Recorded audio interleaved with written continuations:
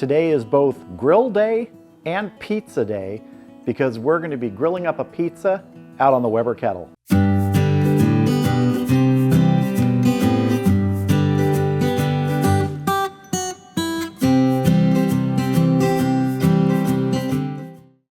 Yep, we're going to be making pizza, grilling it up out on the Weber kettle. If you've never done grilled pizza before, it's just amazing. You can do it directly on the grill grates. I'm going to be using a cast iron pizza pan griddle today out on the Weber kettle.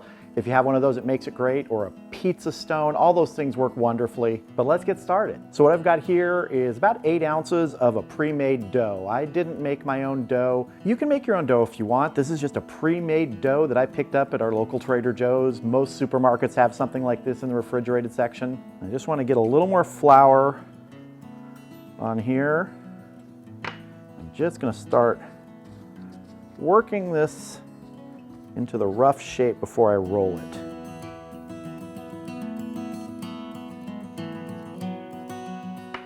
And there's going to be flour flying today.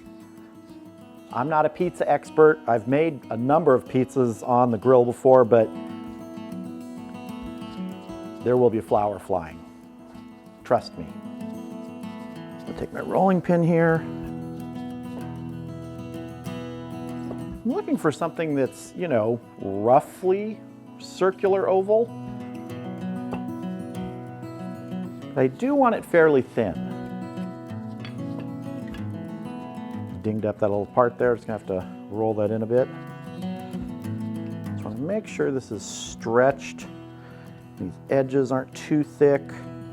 It's up here. Some flour on this side. Okay, that is roughly a shape I can accept. I'm gonna go ahead and transfer this to my pizza peel because it's much easier to put our toppings on once this is already on the pizza peel. Makes it easy to transfer right onto that cast iron pizza pan. So I've got my pizza peel here, and all I'm gonna do is sprinkle a little bit of cornmeal on it. I like to use that as a release agent. It really just kind of helps the dough sort of slide off. What's up?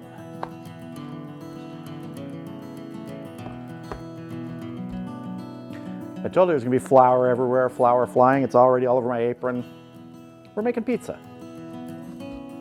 All right, that's looking good. Let's move on to our toppings. So first thing on our dough, I just want to drizzle a little bit of olive oil, maybe a couple teaspoons. Just gonna take back of a spoon, spread it out a little bit. I'm not trying to coat it edge to edge.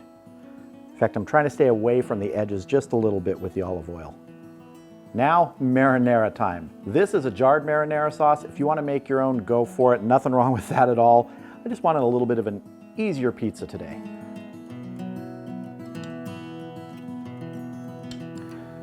Spread this around. On my pizzas, I don't like them too, saucy, too soupy. So I go thin sort of on the marinara. It does need a little bit more though. And if it gets right up to the edge, that's fine. Now we're gonna add some fresh mozzarella. Just gonna toss this around.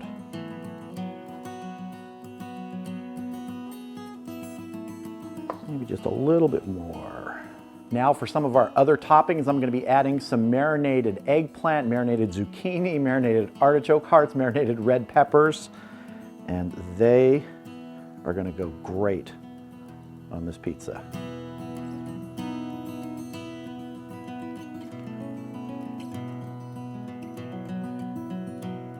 We are loading this up today. Great toppings. I'm also going to put some thinly sliced linguiça sausage on here. This is pre-cooked, pre-smoked. Not going to put a lot of it. And thinly sliced really helps here. It helps it give that little bit of a cooking, crisping time on it, because this pizza is not going to be on the kettle very long. Finally, on top of this, I'm gonna hit it with some fennel pepper rub from Steven Reikland's Project Smoke. I used some of these other rubs in some other videos, and they're just fantastic. This is the fennel pepper rub, as I said, great Mediterranean, great Italian sort of smell from it, from that fennel, and I think it's gonna work great with this pizza. and give it a nice dusting on top here. I used some of this on chicken the other day and it was fantastic. If you want to check this rub out or anything I use in the videos, just check the links in the video description. You can find links to everything I use in there. All right, this looks ready. Let's get it out to the Weber kettle.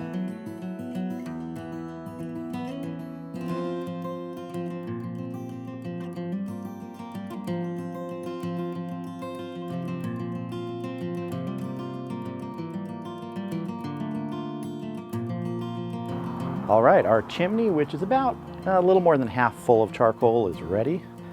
Let's get it added to the charcoal already in the kettle, and I'll show you the setup. I'm just gonna add a little bit to the vortex in the center, not much. Just a few briquettes. The rest, I'm gonna spread around the outside of the vortex. I wanna move some of these coals. Get these briquettes distributed among the unlit briquettes.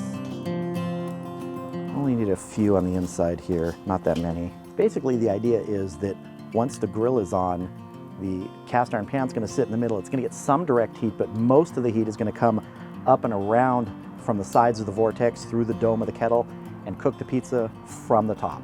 Gonna get our grate on. Gonna get our cast iron pan on. And our lid. We're gonna let this heat up for about 10 minutes. Now my vents on the kettle, fully open. I just want the rest of that charcoal that's in there to catch. We want a good hot fire in there today. We're gonna cook this pizza quick. It's probably gonna take somewhere between 7 and 9 minutes once the temp is up to where we want it. And that's just hot. I'm not really measuring anything today. So I'll bring you back when we get that pizza on. All right, the kettle's up to temp. Let's get our pizza on.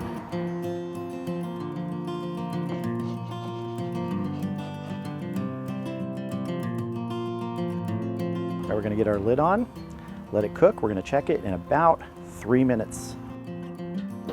All right, it's been about 3 minutes. Let's have a look and let's rotate that pizza. Because we're using the cast iron griddle, all I have to do is rotate the whole griddle. That's just in case there's any hot spots on either side. Let's take a quick look under our crust here. Oh, it's nice and golden brown there, but we still have a few more minutes to go. We're gonna check it again in another 3 minutes. All right, we've been going another 3 minutes. Let's have a look. Oh yeah, our cheese is nice and melty. We got some melting off on the other side. This is looking really good.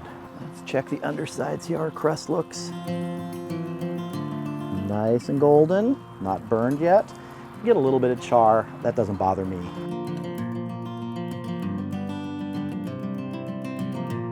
Just wanted to spin the pizza on our cast iron griddle there. Let's make sure it's totally evenly cooked. We're gonna give it about 2 more minutes. All right, it has been 2 more minutes. That's a total 8 minutes cook time. Let's see, I'm pretty sure we're done. Oh yeah. Sprinkle a little fresh basil on the top here. We're gonna get this inside and have a taste. All right, here we go, our grilled pizza. And I think I'm gonna call this a grilled linguiça and a pasta pizza because those vegetables that I used on that came in a package of pre-marinated antipasta vegetables. And we add the linguiça. There we go, linguiça and a pasta pizza. But now let's cut some slices straight across. Nice little crunch in that crust.